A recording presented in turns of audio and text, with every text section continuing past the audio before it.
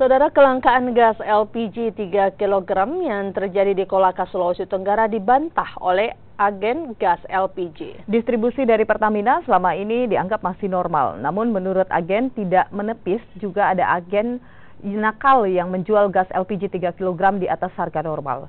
Salah satu agen LPG 3 kg yang beroperasi di wilayah Kabupaten Kolaka, Sulawesi Tenggara membantah jika terjadi kelangkaan LPG 3 kg di Kolaka. Sebab selama ini distribusi gas dari Pertamina masih normal sejak jelang Lebaran hingga saat ini. Namun tidak dapat dihindari jika ada agen nakal yang menjual harga gas LPG di atas harga normal. Untuk harga normal, LPG 3 kg dari agen ke pangkalan dijual seharga Rp16.000 per tabung. Sementara harga jual di pangkalan ke masyarakat sebesar Rp18.000 per tabung.